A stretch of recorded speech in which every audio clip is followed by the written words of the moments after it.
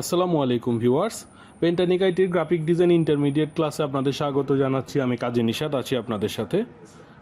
Viewers, আজকে আমাদের ক্লাসের টপিক হচ্ছে কিভাবে প্রফেশনাল গ্রাফিক ডিজাইনার হবেন। তো প্রফেশনাল গ্রাফিক ডিজাইনার আমরা আসলে অনেকে কনফিডেন্স পাই না যে আমরা কতদূর কী করেছি, আমরা কি এখন এই মুহূর্তে প্রফেশনাল ডিজাইনার হিসেবে আসলে পরিচিত হওয়ার মতো অবস্থানকে অর্জন করেছি কিনা। তো ভিউয়ার্স, আমরা আজকের ভিডিওটাতে কিছু টিপস এবং ট্রিক্স নিয়ে আসবো, যেগুলো ফলো করলে আপনি একজন প্রফেশনাল গ্রাফিক ডিজাইনার হিসেবে কাজ করতে পারবেন।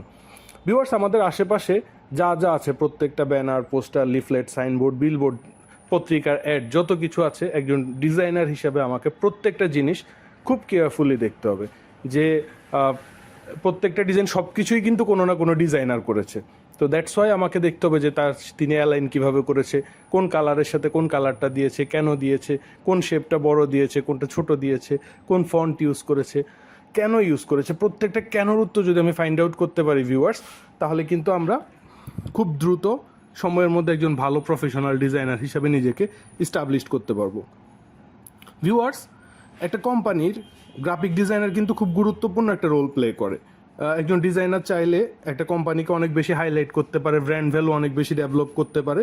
আবার চাইলে ছোট একটা ডিজাইনের বা ছোট একটা ইনফরমেশন মিস্টেকের কারণে কোম্পানির ব্র্যান্ড ভ্যালুর 12টাও বাজিয়ে দিতে পারে। তো সেক্ষেত্রে আমাদেরকে একজন ডিজাইনার হিসেবে সবসময় খুব ডিপলি চিন্তা করতে হবে আসলে এক্স্যাক্টলি একটা ডিজাইনকে কীভাবে রিপ্রেজেন্ট করলে আসলে মানুষের কাছে জিনিসটা গ্রহণযোগ্যতা বাড়বে। তাহলেই কিন্তু আমরা একজন প্রফেশনাল গ্রাফিক ডিজাইনার হতে পারবো। ভিউয়ার্স, গ্রাফিক ডিজাইন করে ফ্রিল্যান্স মার্কেট প্লেস থেকে অনেকেই লক্ষ লক্ষ টাকা ইনকাম করে।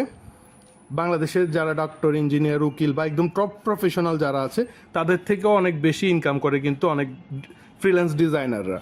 তো এখন আপনাকে একটু চিন্তা করতে হবে যে একজন ডাক্তার বা ইঞ্জিনিয়ার হওয়ার জন্য 10-12 বছর ধরে কঠোর পরিশ্রম করে লেখাপড়া করছে, আর আপনি মনে করছেন যে 30টা বা 60টা 100টা ভিডিও দেখে আপনি কয়েকটা ক্লাস কমপ্লিট করেই তার থেকে বেশি ইনকাম করবেন। এরকম যদি চিন্তা করেন তাহলে এটা কিন্তু একটা ভুল চিন্তা। ভিউয়ার্স, অনেক বেশি ইনকাম করা পসিবল, কিন্তু সেটার জন্য আপনাকে লেগে থাকতে হবে বছরের পর বছর, নিজেকে ওই পর্যায়ে নিয়ে পৌঁছাতে হবে, ওইভাবে ডেভেলপ করতে হবে যেন আপনার স্কিলটার মধ্যে কোথাও কোনো গ্যাপ না থাকে।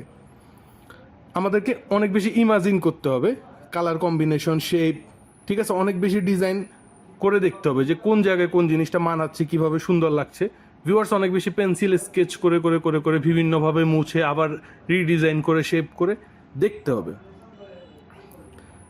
ভিউয়ার্স, আমাদের বর্তমান সময়ে ডিজাইন সেক্টরটা এমন হয়ে গেছে যে অধিকাংশ মানুষই মনে করে যে কি ডিজাইন মানে হচ্ছে কপি করা, এখান থেকে একটু কেটে ওখান থেকে একটু কেটে একটা ডিজাইন বানিয়ে দেয়, এটাই হচ্ছে বিষয়। আমি ট্রুলি বলতে গেলে আসলে আমাদের যে বেসিক গ্রাফিক ডিজাইন কোর্স আছে, এটাও অনেকটা ওই রকমভাবেই সাজানো হয়েছে, কারণ বর্তমান জব সেক্টর এরকমই কিন্তু ডিমান্ড করছে। কারণ কত কম টাইমে কত বেটার একটা কিছু তুলে দেওয়া যায়, এটাই কিন্তু অধিকাংশ জব সেক্টরে চায়। দ্যাটস ওয়াই আমাদের কোর্স মডিউলটা ওইভাবে সাজানো হয়েছে যে একটা ফ্রি পিক থেকে বা একটা ফ্রি রিসোর্স থেকে কিছু নিয়ে কেটে ছিঁড়ে, যাতে অন্তত পক্ষে একজন ডিজাইনার একটা ডিজাইন তুলে দিয়ে অন্তত এন্ট্রি লেভেলের একটা জব করতে পারে।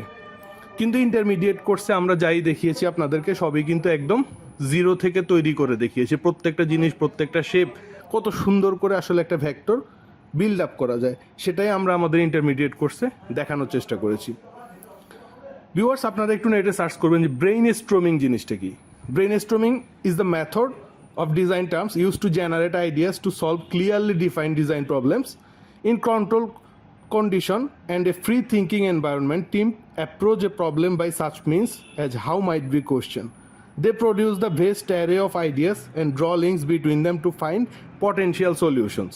Viewers, আমাদেরকে চিন্তা করতে হবে, ব্রেইন স্ট্রমিং করতে হবে যে কোন কালারের সাথে কোন ফন্টটা মানাবে, কোন কনসেপ্টের সাথে কোন শেপটা ভালো লাগবে, প্রতিটা অবজেক্ট আমার ডিজাইনের মধ্যে কী ভ্যালু অ্যাড করলো, কোনটা কেন ইউজ করলেন সেটা আপনার কাছে অ্যাটলিস্ট জানা থাকতে হবে। হোয়াইট স্পেসটা আপনি কেমন ইউজ করলেন সেটা দেখতে হবে, হিজিবিজি ডিজাইন করে ফেললেন কিনা। কিছু ডিজাইনের মধ্যে একরকম ফন্ট ভালো লাগে, একরকম শেপ ভালো লাগে, বিভিন্নভাবে বড় ছোট করে আপনাকে বসিয়ে বসিয়ে বসিয়ে বসিয়ে বিভিন্নভাবে দেখতে হবে আসলে কোথায় কোনটা মানাচ্ছে। নির্দিষ্ট কোনো ফন্ট নেই যে এই ফন্ট সব জায়গায় ভালো লাগে, নির্দিষ্ট কোনো কালার নেই যে কালার সব জায়গায় ভালো লাগে। সো এটা আপনাকে বুঝতে হবে। আমি ছোট একটা স্টোরি বলি। জয়নুল আবেদিন আমাদের বিখ্যাত একজন চিত্রশিল্পী বাংলাদেশের, যিনি হচ্ছে দেশের বাইরে এক জায়গায় কোনো একটা দেশে, আমি ভুলে গিয়েছি স্টোরিটার, তো উনি গিয়েছেন একটা রেস্টুরেন্টে খাওয়ার জন্য, ঠিক আছে। এখন উনি তো কোনোভাবেই ওদের ভাষার সাথে অভ্যস্ত না, উনি কি খাবেন এটা বোঝাতে পারে না, আবার ভুলভাল খাবার দিলে উনি সেটা খাবেনও না। তো লাস্ট পর্যন্ত উনি কি করলেন, এমন একটা ছবি আঁকলেন যে ছবিটাকে উনি ওয়েটারকে ছবিটা দিলেন। তো ছবিটা দেওয়ার পরে যখন ওয়েটার ছবিটা দেখলেন, ছবিটা দেখার পরে দেখলেন যে এই ছবির মধ্যে লেখা আছে উনি মুরগি খাবেন কিনা, গরু খাবেন কিনা, কোন খাবারটা ভাজি খাবেন, কোনটা সিদ্ধ খাবেন, সব কিছু উনি একটা ছবির মাধ্যমে ফুটিয়ে তুলেছে। তো ছবিটা দেখেই ওয়েটার বুঝে ফেললেন যে ওনার কী খাবার দরকার, ওনাকে সেই খাবারটা কিন্তু সার্ভ করে দিলেন। তো এই স্টোরিটা থেকে আমরা এটাই শিখলাম যে একজন চিত্রশিল্পী যিনি, তার আসলে কোনো ভাষা নেই, পৃথিবীর সব দেশের সবাই তার ভাষা কিন্তু বুঝতে পারবে। তো একজন ডিজাইনারও কিন্তু সেম ভিউয়ার্স, ডিজাইনের আসলে কোনো ভাষা নেই। ডিজাইনটা হচ্ছে এমন জিনিস যে পৃথিবীর যে কোনো প্রান্তে যে কোনো ভাষার যে কোনো ব্যক্তি আপনার ডিজাইন দেখলে যেন বুঝতে পারে যে আপনি কি বোঝাতে চেয়েছেন। সেখানেই কিন্তু আপনার একজন প্রফেশনাল ডিজাইনার হিসেবে আপনি নিজেকে বিল্ড আপ করতে পারবেন। ভিউয়ার্স, আমাদেরকে ডিজাইন করার সময় আমরা আগেও বলেছি যে চিন্তা করতে হবে আমি ডিজাইনটা কার জন্য করছি। এই জায়গায় আমরা একটু ভিউয়ার্স একটা জায়গায় একটু ধন্দে পড়ে যাই।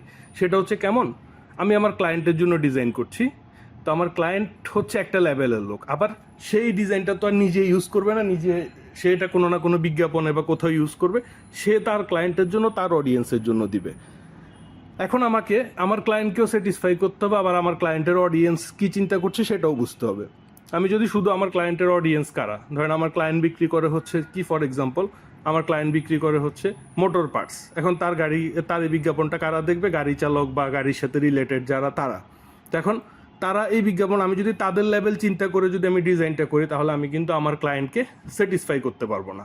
আবার আমি যদি আমার ক্লায়েন্টের লেভেল, ক্লায়েন্টের থট, ক্লায়েন্টের চিন্তাভাবনা যদি আমি আমার ডিজাইনে ফুটিয়ে তুলি, তাহলে তার ক্লায়েন্ট যারা, তার অডিয়েন্স যারা, তারা কিন্তু এই ডিজাইনটা পছন্দ করবে না।